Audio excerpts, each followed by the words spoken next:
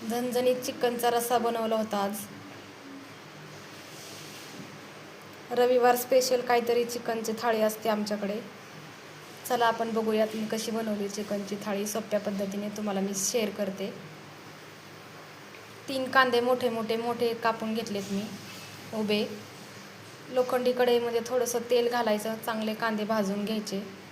थोडंसं खोबरं घालायचं, ते पण भाजून घ्यायचं. थोडेसे धने घालायचे, भाजून घ्यायचे. लसूण घालायचा भरपूर. थोडासा कढीपत्ता भाजून घ्यायचा. नंतर थंड करून मिक्सरच्या भांड्यामध्ये काढायचं.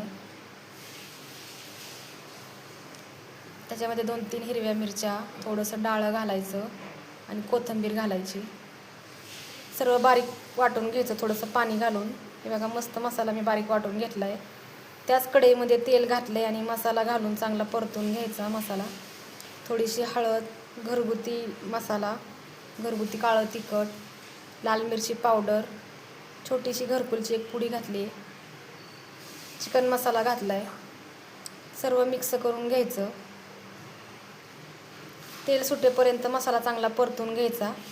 पाणी गरम असेल तरच घाला, नाही तर मी इथे चिकन शिजवून घेतलं होतं, त्याचा पिवळा रस्सा घातलेला आहे, त्याच्यामध्ये शिजवून घ्यायचं.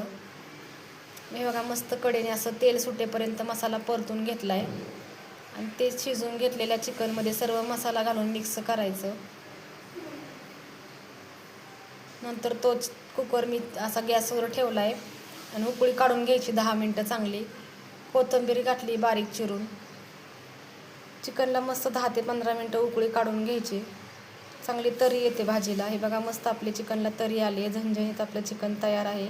कशी वाटली तुम्हाला चिकन थाळी ते मला कमेंटमध्ये सांगा.